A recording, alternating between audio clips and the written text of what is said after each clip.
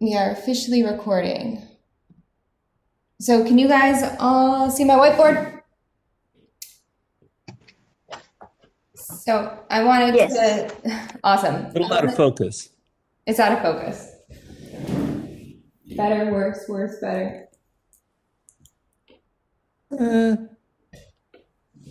Probably good enough. Yeah, there we go. Awesome. Okay, so just kind of going with the example that I just had up on the slide, I wanted to try to keep consistent as possible. So up here I have the pre-mRNA. We have our 5' and 3' untranslated regions colored in gray. I have the 6 exons in red, and then they're spaced with these blue introns. And then for our annotated splice isoforms, so the splice isoforms that we know about, we have isoform A and isoform B here on the left and on the right. And this, of course, now is mature mRNA. So we now see that we have our 5' cap and our 3' UTR, cap being in yellow, 3' UTR being in purple. And we have, of course, spliced out our introns. And so in isoform A, we see that we have all 6 exons. In isoform B, we have 5 of the 6 exons, so we don't see exon 3 here. And then when we went through and did our first pass mapping, it was able to identify another isoform from this gene that isn't annotated, right? So I have an isoform question mark here to show that it's not annotated. In this isoform, we again have 5 out of the 6 exons, except for missing exon 4. So keep in mind, this one was not annotated. So in those settings, and I'll pull them up after I'm done doing the explanation, in those settings, what we do is we have a setting for how much we allow our read when it spans a splice junction to be able to have matches on either side of that splice junction. So we give it a minimum match rate. And so what we say for annotated splice junctions, because we know that they exist, so we want to make sure that we capture all of them and that we don't miss them, we tell it a super liberal minimum of just 1. So that means in our orange read that I have here, you see that it just barely goes over into that 3rd exon. So as long as it goes over and covers 1 base pair into that 3rd exon, we'll count that. And then similarly over here, this orange read, again, isoform B we know about. This isoform is annotated, and so long as this read here, at least if that it's matching up with 1 base pair into exon 4, we'll count that. So we'll say, okay, we'll count that as exon 4. However, because this isoform, it's not annotated, so we actually just discovered it in our mapping by doing that first pass mapping and realizing that we seem to have a version of this gene here based on our reads. But how that's identified is the read this time, instead of just overhanging 1, because that could be an error, right? Maybe it's a mismatch or something, or we could have a mismatch, or it could be a mutation or something like that, or maybe just 1 into this intron is that same letter. And so what we'll do is we set a more stringent minimum. So we say in the context of isoforms that are unannotated, that we just identify in our first pass mapping, we say that we have to see at least 8 base pairs match in the exon to the right of the splice site and in the exon to the left of the splice site. So that's what those settings are. And the default actually for the default for the annotated ones is 1, so we just use the default. The default setting in star for the unannotated ones is actually 5. It's less than what we do, so we do a more stringent minimum for how many base pairs have to match on either side of that splice site to count that read as being mapped to that unknown splice isoform. Does that make sense? Awesome. Okay. And then just to show you, I'm going to go ahead and share my screen. Getting to use my whiteboard and all my markers. I don't have a green marker. Every other marker I have doesn't get me a green one. So I realized in the pictures I had, I think green was my untranslated region, so it couldn't be fully consistent. Anyways, can you guys all see my screen now? So these are those two options that we were just talking about. So this align SJDB overhang minimum, this is for annotated splice alignments. So again, we allow a one base pair match on either side of that splice site. And then for the unannotated splice sites, or the splice sites that we are newly discovering because of the awesomeness of STAR, we want to really make sure that we're even more stringent than the default. So the default is 5, but we actually have a setting of 8, which means that we have to match, our read has to match 8 base pairs on both sides of that splice site for us to count that as indeed a unique, newly found splice isoform. Any other questions about that? I open up my chat here. Lauren, I made you co-host, right? Yes, you did. Okay. Does that make sense now? Is there a setting on STAR we can change to reduce the number of map to multiple loci? Yes, there is. I don't know it off the top of my head. I should look that up, but I was spending all my time drawing those pretty isoforms for you. Let's see, our STAR manual. Remember, this manual is like 60 pages long, 61 pages long. No problem. Thank you for letting me use my whiteboard. I love it. Reducing multi.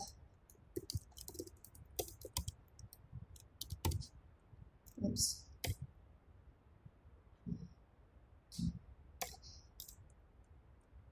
There's 40 locations per multi-map. So multi-map and maximum number of multiple alignments allowed for a read. So this is that setting.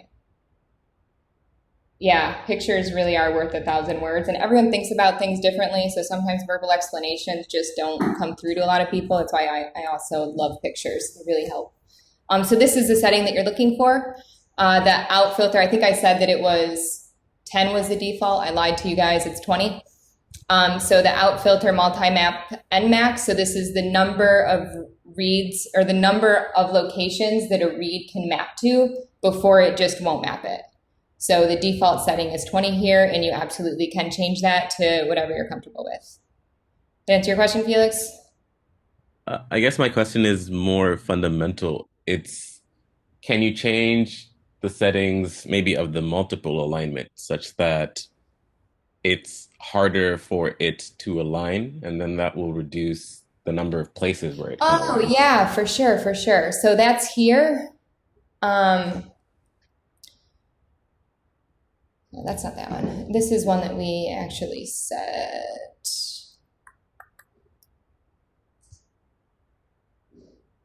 It is 0.4, but I think that was for something different.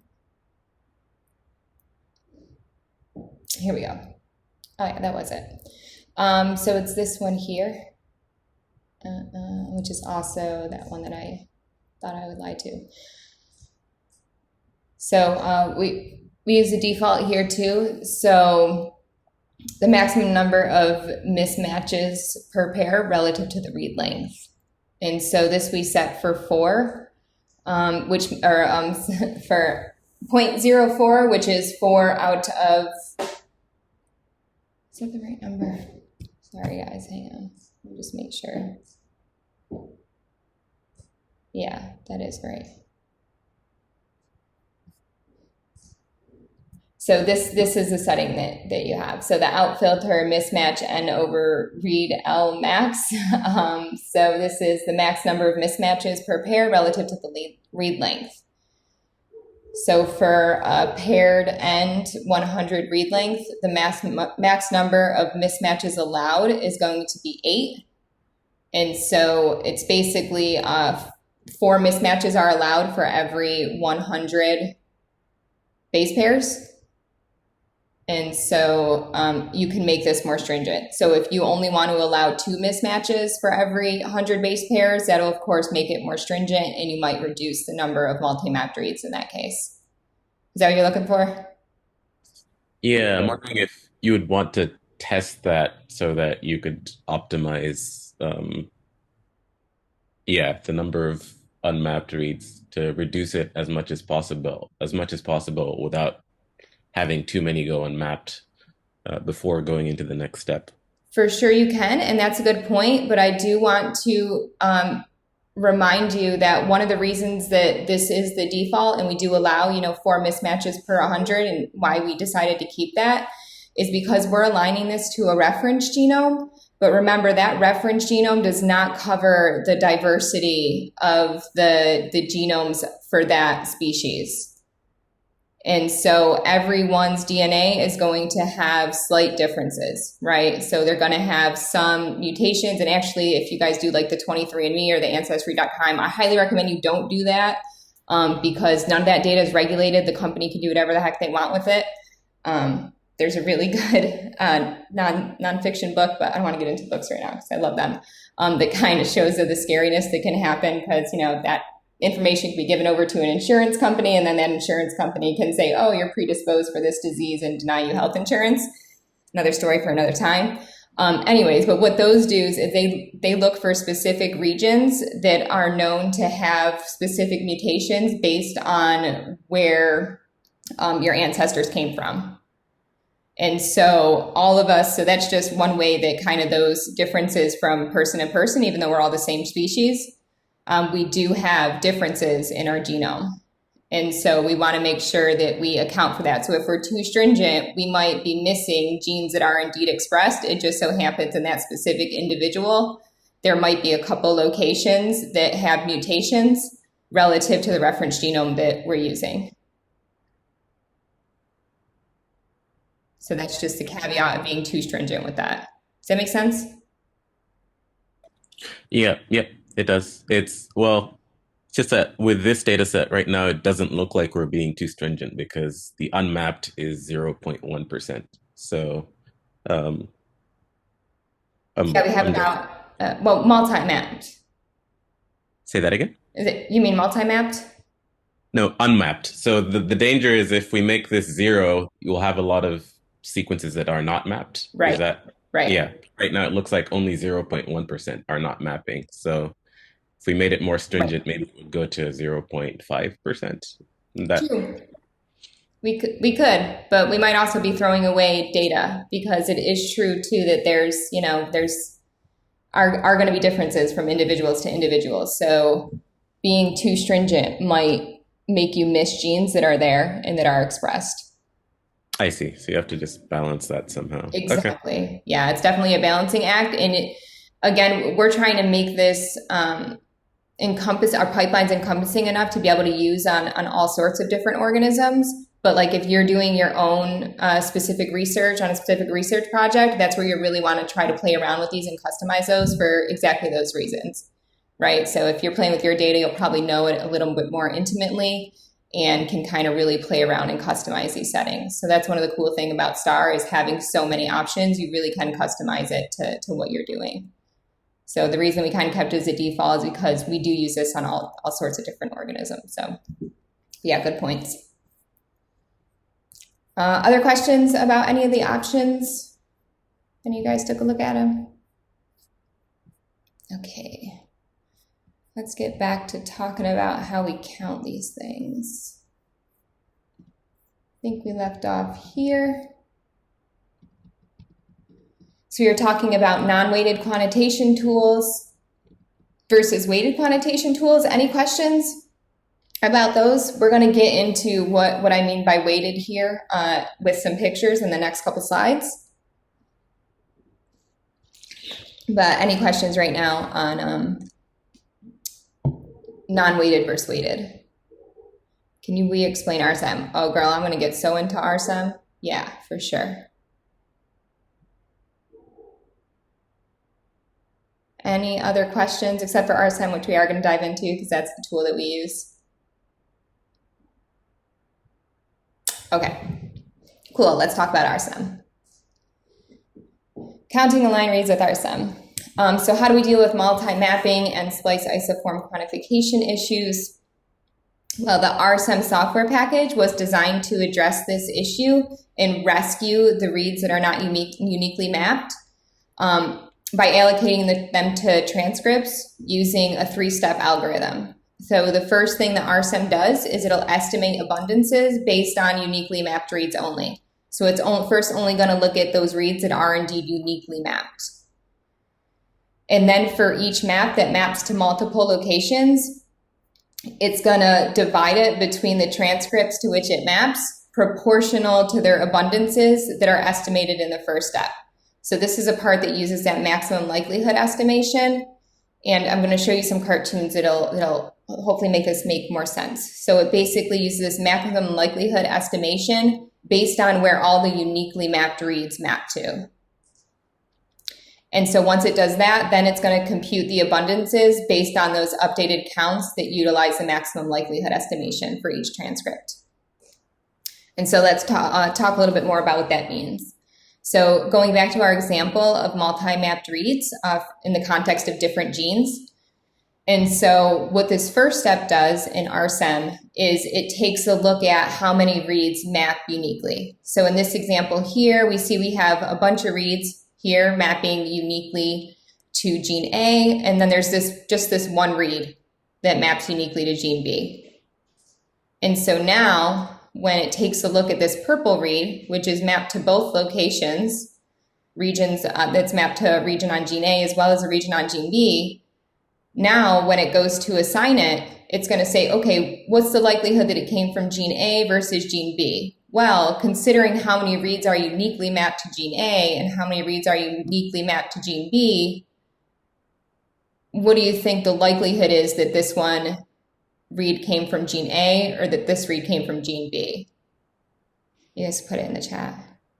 Yeah, probably also A, but since there is a uniquely mapped read here to gene B, it's still possible it could come from B. So what that maximum likelihood estimation does is it'll weight where this read is likely to come from, and it'll be more weighted to gene A, right? So it's going to be like, say 90% of it is going to be allocated to gene A and like 10% of it's going to be allocated to gene B, something like that, based on that maximum likelihood. So it's going to put a proportion of it, assign it to gene A based on how many reads are uniquely mapped there, and a proportion of it assigned to gene B based on how many uniquely mapped reads are there. So this will be more of this will be allocated to gene A than gene B.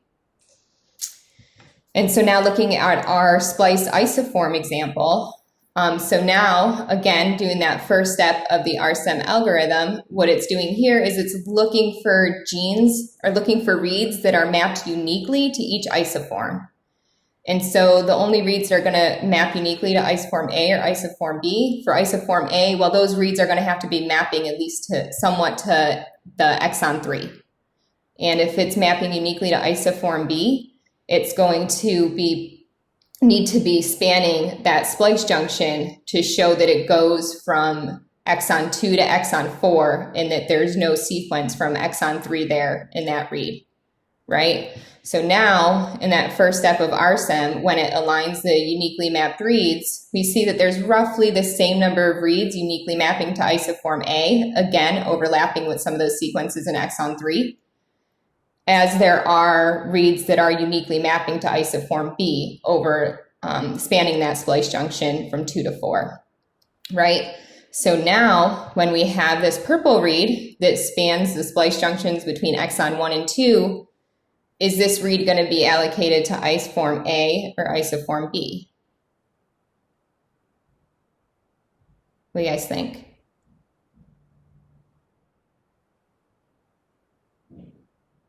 Guesses? Guys, put it in the chat. Shout at me.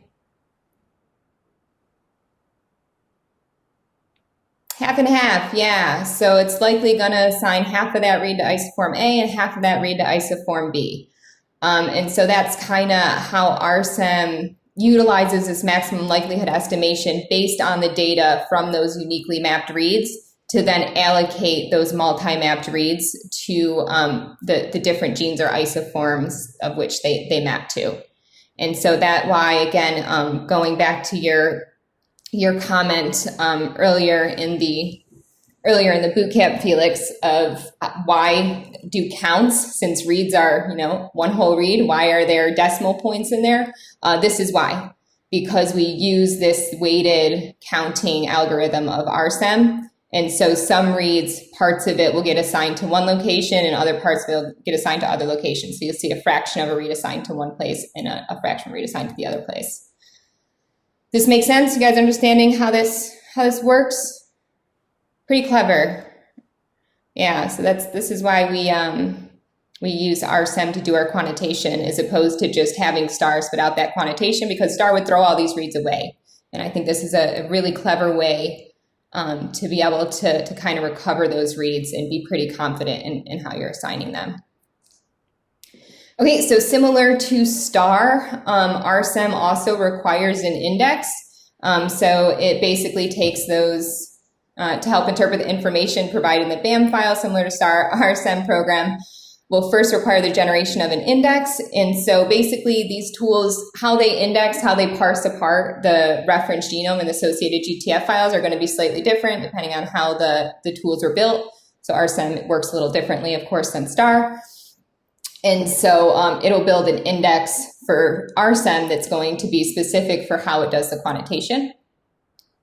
And again, I have a couple slides here showing parameters. Won't get too far into it, but this is how we make an Rsm reference. So it has this function called Rsm prepare reference that we use to do this. And then again, we provide it with the GTF file, that annotation file. And then we also provide it with the FASTA file. And then we tell it where we want the Rsm index to be located, where we want it to be stored. And then after we build the index, then we're able to quantitate with Rsm. And so again, Rsm is another tool that has a bunch of different parameters, not quite as much as star, but actually Rsm, you can do your alignment with Rsm. So one thing about Rsm is that it has embedded within it, you can actually align with star, and then I think BWA is the other one. Lauren, you know that off the top of your head? I think I have it in the notebooks. I actually don't. Yeah, but there's at least 2 different alignment algorithms that you can actually run from within Rsm. So this was kind of another thing we were thinking about to minimize the number of tools we were using. But the caveat of that is that if you use the Rsm or the U star embedded within Rsm to do your alignment, you're limited in the amount of star options that you can have. So that's how we have this as 2 separate steps.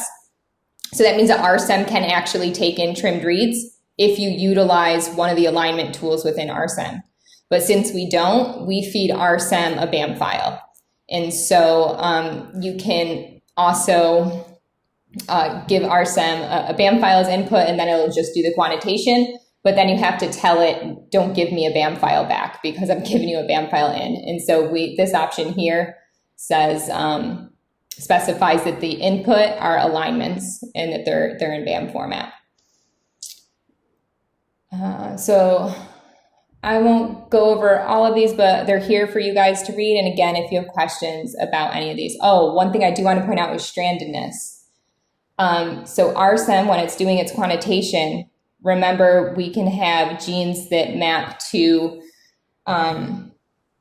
the genes from RNA that was derived from either the antisense or the sense strand of DNA. Right, so that's why we use the stranded library preparation to make sure that we can know which strand, that template or that transcript that we got our read from, where it came from relative to the DNA strand. And so that'll help us quantitate for those genes that overlap and they're on either the antisense or sense strand. And so for Illumina, TrueSeq protocols, it's pretty nice because if you actually look at the documentation for Rsm, it'll tell you that if you use Illumina TrueSeq stranded protocols, that you need to say that the strandedness is reverse. So it's reverse relative to where it came from. Can you guys wrap your head around why it's reverse relative to where it came from? Do you guys want me to show you why that is? It took me a minute to figure out why the strandedness is reverse. Yes, no, no, yes. Okay, so I'll kind of show you why we have strandedness reverse for the Illumina TrueSeq protocols. All right, so let's go back up to library prep here. So we have our, so we have our RNA, right? We got rid of ribosomal contamination. We then chopped up the remaining RNA that was there, and then we converted that RNA to cDNA. And so we did that during this first strand cDNA synthesis, right? So this first strand cDNA is going to be the opposite or the reverse orientation of where it came from, right? Because it came from this chunk of RNA here. And so this first strand is going to be in the opposite orientation, right? The reverse orientation. So keep in mind this pinkish purple strand here, reverse orientation from where it came from. Okay, now we make our second strand. But remember, our second strand, we have those U's incorporated. So that's going to get, that's not going to get amplified. So we're still going to be left with our pink strands here. So after we do this amplification step, just that pink strand. And again, this one is the reverse strand of where it came from. And so that's the only strand that we're going to be feeding in to our sequencing, right? Okay, so now we go into our sequencing and we have our strand here. This is the reverse strand, right? So this is what we put in, reverse relative to where it came from. And so it's reverse relative to where it came from. And then the first step in sequencing, so before we start sequencing, is going to be making a copy of this library, this strand of library here. And so when it makes a copy, now it's going to be in the opposite orientation of this, which was the reverse strand of where it came from. And so since this is a reverse strand of where it came from and it's making a copy of it, that copy is now in the same direction as where it came from. Makes sense, right? So when we make this copy, now we're back to the same direction from where it came from. And so then this copy here that's now tethered to the flow cell, that's going to undergo clonal amplification, right? Do this whole thing. And now these strands, which are the same direction as where they came from, are going to be sequenced. And how they're going to be sequenced is a new strand is going to be made. So that new strand that's going to be made, the one that's going to be sequenced, is the reverse now of where it came from again. And so that's why the ultimate sequence is the reverse of what it was derived from. And so that's why the strandedness, when you're using the Illumina TrueSeq stranded protocol, you want to say that it's the reverse of where it came from. Make sense?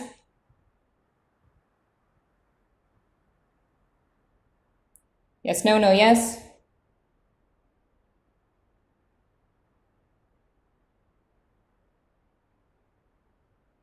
I'll take your silence to mean that makes sense.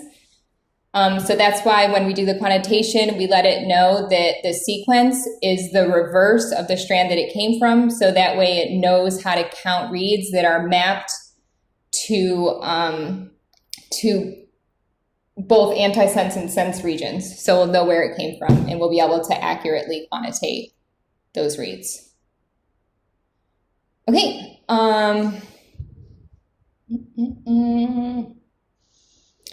So now that we know all of the options for Rsm, let's see what Rsm spits back to us.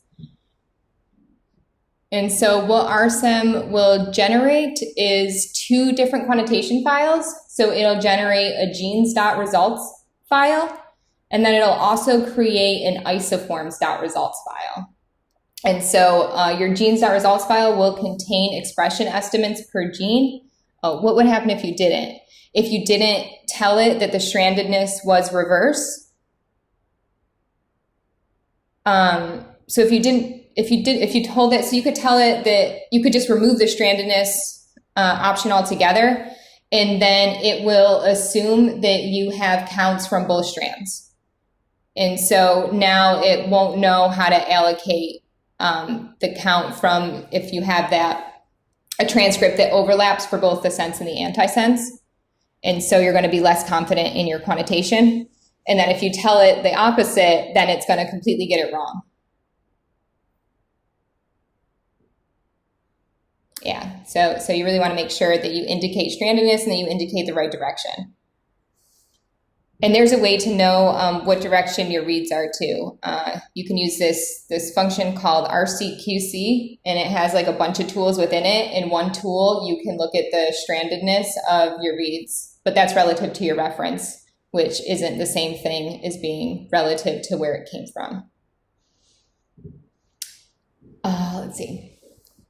Okay, so looking at these quantitation files that Rsm spits out, so this genes.result file will contain expression estimates on the gene level. So it'll estimate the counts per gene. And then of course we know that genes can have multiple isoforms. And so it'll also give us counts per isoform in that isoform.results file. And for differential gene expression analysis, we want to know which genes are differentially expressed. And so we're going to use the genes.results file. And so I want to take a look at that format, which is what I'm doing here. Sorry, guys, I gave you all this information at once. Supposed to be walking you through it. So similar to how I showed you the other outputs, I'm going to walk you through this column by column. Luckily, there's not that many columns. So in this first column here, this is looking at the head of one of the genes.results files. So looking at column 1 here, you're going to have your gene ID. And so this gene ID should start looking familiar now. We know it's ensemble, ENS, it's mouse because that MUS. G means it is indeed the gene ID. And that, of course, comes from the annotation file that we gave it. So it'll tell us the gene ID. The next column are the transcript IDs. So it'll tell us all the transcripts that were identified from that gene. The next thing that it'll give us is the length. So this is the weighted average of the respective gene's transcript length. So this is basically going to be the length of this gene. And if it has multiple isoforms, I believe that it is quantitating the, in this first length, it's if you have all exons there.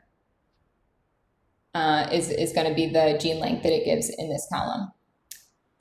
And then in column 4, I don't know why that came up with that. Sorry about that. In column 4, the weighted average, that's going to be the weighted average of the gene's transcripts effective lengths.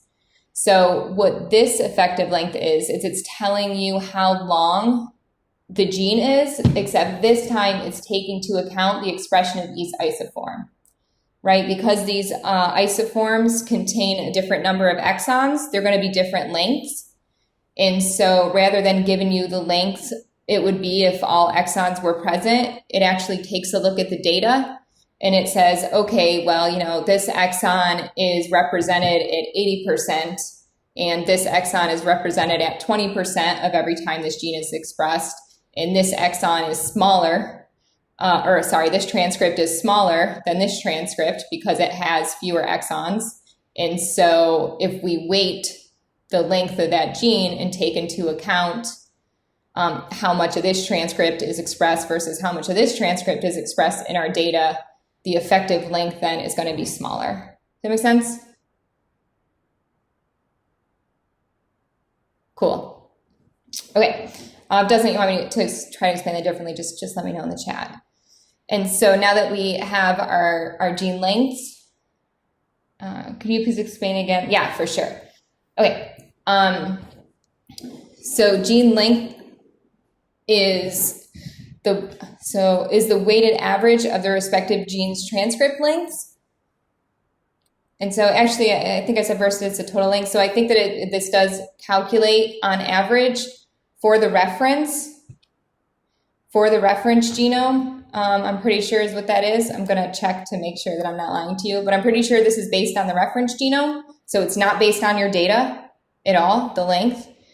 And so it basically says, you know, based on the reference genome, how much, how frequent is this transcript versus this transcript. And based on how frequent each transcript is, it'll give you a weighted estimate of how long the transcript is. So if we take a look at our transcripts here, different isoforms. So if we have two different transcripts here representing different isoforms of this gene, right? we see that isoform A, the length of that is going to be longer than isoform B, because isoform A contains all 6 exons, whereas isoform B is missing exon 3, so it's going to be slightly shorter. So again, I'm pretty sure that the effective one is just relative to the reference that you're using, so that GTF file you provide, and the FASTA file you provide. So it's going to say, okay, how often, how frequent, what percent of the times, what percent of the times that this gene is it expressed as isoform B versus isoform A? And so based on that, again, from the reference, it will tell you what the length of the gene is. And then for the effective length, where are we here? Yeah, that's right. And then for the effective length here, this one's actually looking at your data. So it's not just looking at your reference. Yeah, I'm pretty sure it does. Lauren, can you correct me if I'm wrong? Because the effective length is going based on the reference, I'm pretty sure. Is that right? That's my understanding. Yeah. Yeah, so that relative abundance info should be available in the information in the annotation file. And so, but of course, that isn't necessarily what's going to be shown in terms of expression. Yeah, I'm pretty sure in the GTF file. Mm-hmm. I'll go back and double check that, but I'm pretty sure. But yeah, I definitely go back and double check to confirm. And so this isn't dependent on the data that you provided, the length. And so what Rsm also does is it will recalculate that gene length based on the data that you provide. And so if you provide, so based on the reads and the reads, where the reads are aligning to. So let's say in this case, right, we see that, well, let's look at this one here and then we'll talk about why that's different there. So if we look here at this one, we see that the length is going to, based on the reference, is going to be larger than the effective length. So this tells me that in the effective length, that shorter exon or that shorter transcript, so whichever one of these transcripts is shorter, I don't know which one off the top of my head, is expressed more in our samples than the longer transcript.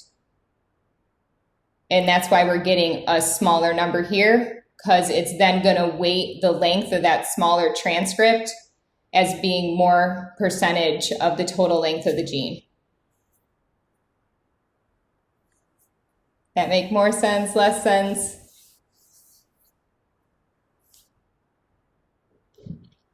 Okay. And again, I'll confirm this length one during lunch for you guys. So hopefully I'm not lying to you, but I'll make sure of that. I'll correct myself if I'm wrong. And so we have the gene length, we have the gene effective length based on our data, and then we have our expected count. So our expected count is going to be here in column 5, and this is going to be the sum of the estimates of the number of read fragments that were derived from each transcript of the respective gene. So these are our counting based on doing our weighted counting here, right? So all genes all reads that mapped uniquely are going to be counted as 1. All reads that are multi-mapped are going to be counted as some fraction for where it maps. And so those sums, the number of reads, either total reads or fraction of reads for each gene, are then summed up, and that sum gives you the expected count for that gene, and that's given, of course, for each sample. Questions about expected count? That make sense?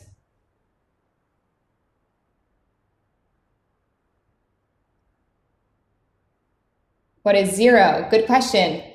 0 means that it didn't find that transcript in your sample. So 0 means that or the gene, sorry, I should say, really any transcript of that gene. So 0 means that it wasn't expressed, so no reads aligned to that gene. Why is it higher than the length of the, so we want to get back to this one. Yeah, so good question, right? So if that's the case, well, we see here that we know of one transcript for this gene ID. So wouldn't the effective length just be the total length of this one transcript? You would think, right? But remember, we're using our BAM file that came from that second pass mapping of STAR. And so in that first pass mapping, we're only using annotated genes and transcripts, right? But then when we go through and do that first pass, if STAR identifies any unique splice isoforms from each gene, it'll save it and put that information into the index, and then we're going to do a second pass mapping, and that second pass mapping will quantitate those unannotated transcripts. And so what this tells me is that some of the unannotated splice junctions that we saw in the log file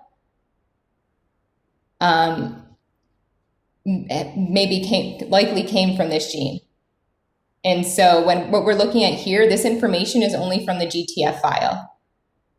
So we won't have, right, because we don't have a name for unannotated splice isoforms yet. But we do have the quantitation information because we did that second pass mapping.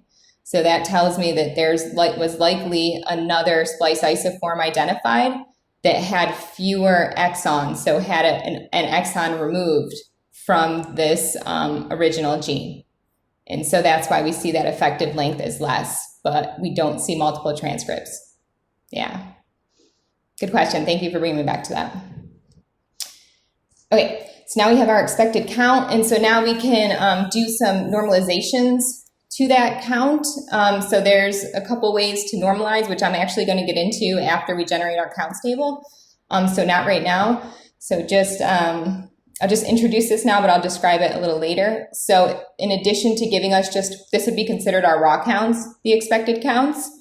And then these are two different forms of normalizing those raw counts. And so column 6 give us counts in transcripts per million. So again, that's going to be relative measure of transcript abundance.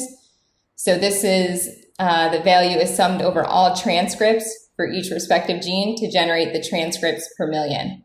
And so it's total number of transcripts divided by 1,000,000 gives you a multiplicative factor, which is then applied for each gene to kind of normalize it. And I'll talk about that a little bit more in the next couple of slides. And then this FPKM is fragments per kilobase of transcript per million mapped reads. So this is another relative measure of transcript abundance. And this is summed over all transcripts for each respective genes to generate this value again. And I'll talk a little bit more about how those are calculated after we get our data. So for the DSeq2 algorithm, it expects you to give raw counts because the DSeq2 algorithm, as Lauren's going to get into, has its own way of normalizing the data. And so we're going to use the expected count value to feed into DSeq2. But we want to make sure that we combine it for all samples. So right now we get these genes.results files that contain this information, and we want to compile it for all samples. So that way we have a table with gene counts for all samples. And so that's kind of the last step of the counting that we do. And at the end of our counting, what we're going to be left with is our first column here is going to be all of our gene IDs. And then each subsequent column is going to be a sample name. And then the values in here are going to be those expected counts or those raw counts for each gene for each sample. And that's what we're going to feed into DSeq2. Questions about Rsm quantitation before we do it? Okay, let's do it. Go ahead and open up those Jupyter notebooks. And so just kind of to bring you guys back, to give you a reminder, it's always nice to be reminded of where we are in the pipeline. So we're here at this step now. So we've done our alignment, we checked out our alignment logs, and now we are going to count that alignment data using the Rsm tool. And then once we're done counting, we're going to put all of those count data together to create that raw counts table, and then that's going to be the end of this Jupyter notebook. So scrolling all the way back down. So right after our log file is here, we're going to be in step 5, which is building the Rsm index for the reference. Is anyone not here? Is anyone having issues with their Jupyter notebooks? Does anyone not see Python idle here on the bottom left corner of your Jupyter Notebook?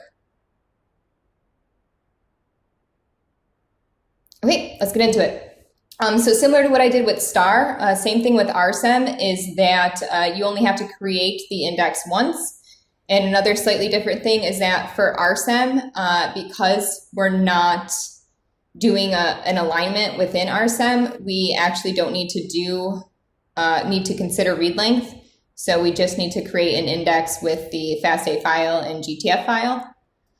And so once you create an Rsm index for an organism, you could use that for any experiment that has that same organism. And so because I already created this when preparing the material, we're not going to create it here, but just for your guys' reference, again, we use the prepare reference function of Rsm, and we give it a GTF file, and then we also give it a FASTA file. And then we tell it where we want to put the index, but for Rsm, we can also provide a prefix of what we want those indexed files to have. So I make the prefix the first letter of the genus and the first 3 letters of the species of the organism that I'm using to make the index. So that's what MUs is mus musculus for mouse. Again, parameter definitions are here. I just described them. Input data, all we need is that FASTA file and GTF file, and then this is what our output data looks like. And it's going to be an index genome reference that's specific for how Rsm knows to look for information in the genome and annotation file. And that prefix is mus or mmus for mus musculus because we told it that right here. Okay, so we're going to be calling this when we do our counting, but again, we don't have to generate it, but I did want to give you guys the commands to do that so you have them for your reference. So now let's count our data. So we're ready to quantify the aligned reads with Rsm. Similar to read alignment, quantifying the number of reads that align to each gene can also be quite challenging. So it's just kind of reminding you guys of why it can be difficult, which we all know now, is because that if a read maps to more than one location on the genome, it can be tough to figure out where it truly came from. And same thing applies for alternative splice isoforms. And so the Rsm software package was designed to address these issues and rescue the reads that are not uniquely mapped, and by allocating them using that 3-step algorithm that we just went over. So estimating the abundances based on uniquely mapped reads only, and then for each read that maps to multiple locations, divide it between the transcripts to which it maps, proportional to their abundance, estimated in the first step. So that's where that maximum likelihood algorithm comes into play, based on those uniquely mapped reads. And then that 3rd step is to then calculate those abundances based on the results of your maximum likelihood estimation. And so the reason that we picked Rsm is, of course, due to its ability to account for those reads that map to multiple transcripts and to be able to distinguish isoforms. So this is another tool that requires quite a bit of computational resources. And so it also has a lot of documentation. So I do have the user guide link here. I also have it in the lecture notes. So again, 2 different places. You can find the user guide to read more about Rsm. And so these are the options that we use for Rsm. And again, because this requires a lot of computation, we're not going to be running it on the head node. We're going to submit this job to Slurm like we did for star and for trimming and for the FastQC. And so this tells it some computational number of threads it can run on. We're telling it that we're giving it alignment data. It's in the BAM format. We also, again, need to tell it that it's paired N. This seed information is used when it's calculating the maximum likelihood estimation. And this can be any random number. But if you're going to be quantitating multiple samples, you want to make sure that that seed is set the same number for all the samples that you do, or else you'll get slightly different results. And then this is just telling us that we want Rsm to estimate the read start distribution from the data. So where the read starting is going to be generated from the data. We're telling it to not give us back a BAM file because we fed it a BAM file. We don't need one back again.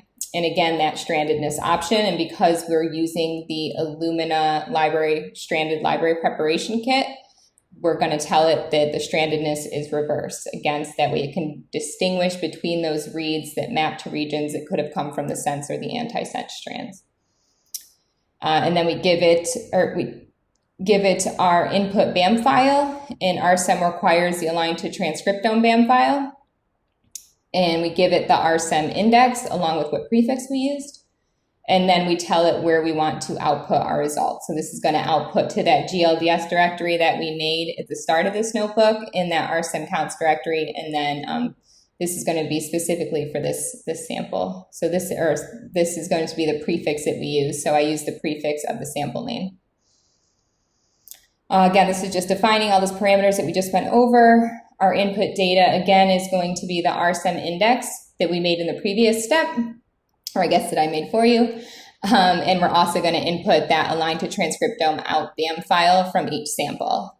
And then the data that we're going to get out, as I talked about, is that genes.results file, which is expression estimates per gene, and isoform.results file, which is expression estimates per isoform.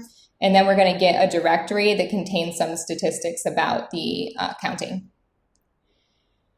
And so let's go ahead and run that command. Again, I have this in a Slurm script, and that Slurm script is set up just like the other ones that you've seen. So you got your sbatch commands, I got some notations for timing, and then the command itself, and then some more closing timing. So we can go ahead and run that.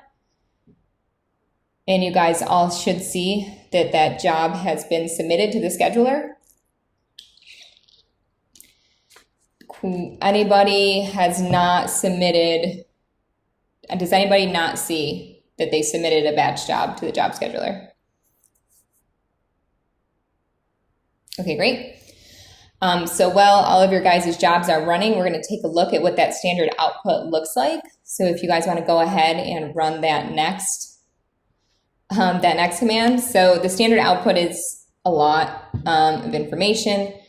And so again, you see my start time that I have, the node, the compute node that it ran on. I did this again using the array because I did that same command for all samples.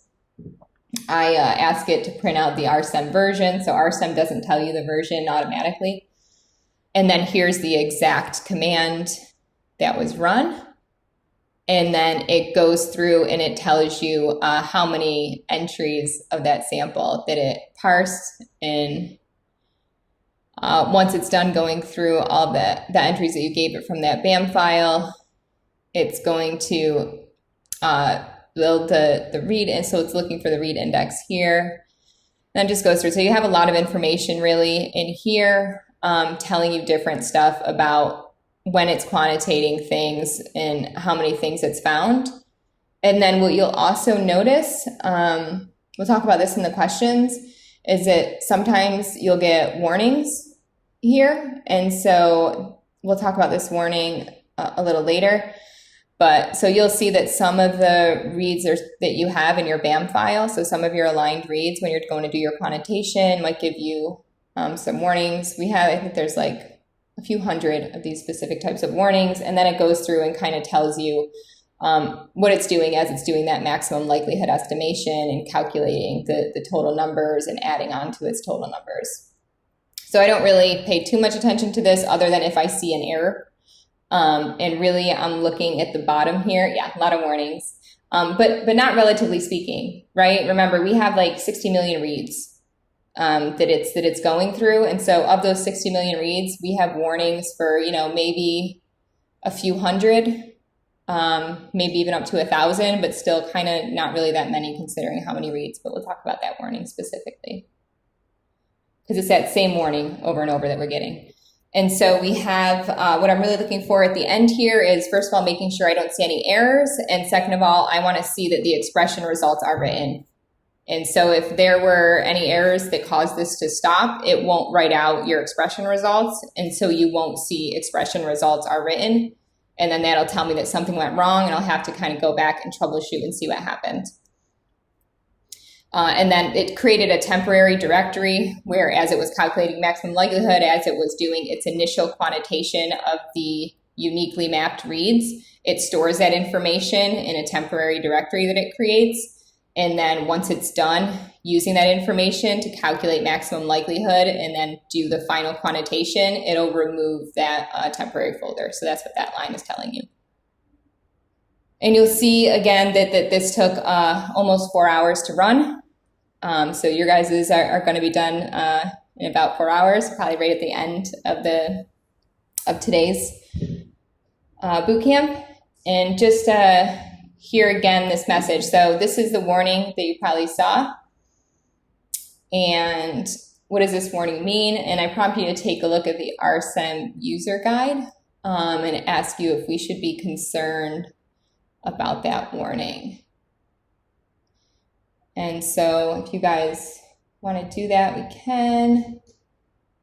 And then again, because this is a lot of information,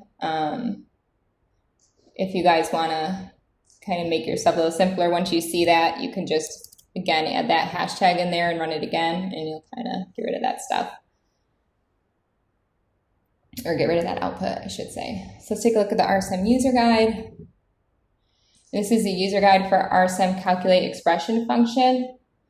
And so we're getting that error because of, make sure I have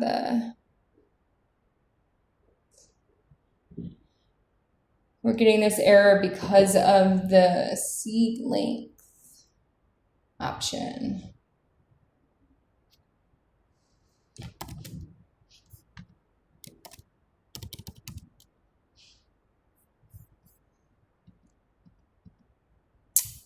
So it's part of the advanced options.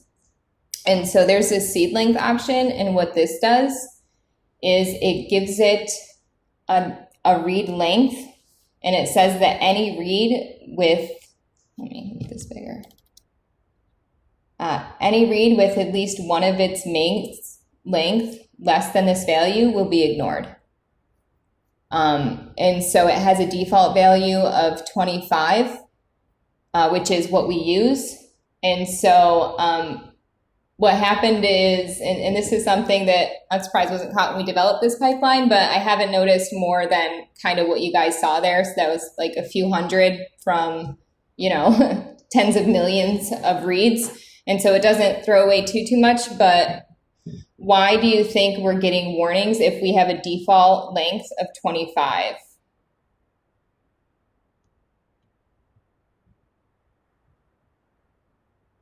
Do we have reads that are 25 base pairs long in there? Think about the trimmed FastQC range of read lengths.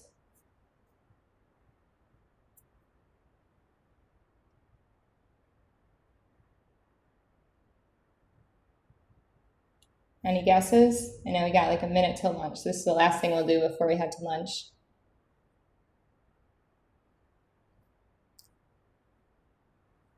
Okay, so when we did our trimming, thanks, Diksha. So when we did our trimming, we told it to keep all reads as long as they were 20 base pairs long, right? And so our read distribution of our trimmed reads is 20 to 150. And in addition to that, when we did our mapping, our length of our mapping, remember we also had that set to 20. So as long as 20 base pairs mapped, that read was mapped, so it would be put into as a mapped read in our outputted mapped file. However, in Rsm, we use this default option of 25. So it's saying that it's only going to count a read if it's at least 25 base pairs long. So this is actually a more stringent cutoff than what we've been using. So our alignment file will contain reads that are less than 25 base pairs long, right? Because just like Diksha put in the chat, we have reads as small as 20 base pairs. So basically any reads that are 20 to 24 base pairs, 25 base pairs are not going to get counted. And so that's why it's just giving us a warning saying, hey, this read was one of its mate pairs, because again, we told it it's paired end. So as long as one of its mate pairs doesn't meet this cutoff, then it's not gonna get counted. So that's what it's saying. So it's telling us, hey, just to warn you, this specific read, one of its mate pairs was less than 25, and therefore we're not gonna include it in our counting. So that's why you have that warning. Should we be concerned about that warning? Considering that, do you guys think? Yes, no, no, yes, last question, then I'll let you go to lunch.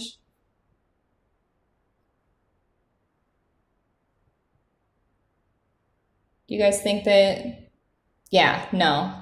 Veronica, you're right. So we don't really need to be concerned about that warning, unless for some reason, like all of our reads were only, between 20 and 25 base pairs, and then we would have like nothing being counted, but that's almost never the case, and unless something went really wrong with your sequencing. And so we really don't, that error or that warning message, we can pretty much ignore it. So that's nothing we have to be concerned about.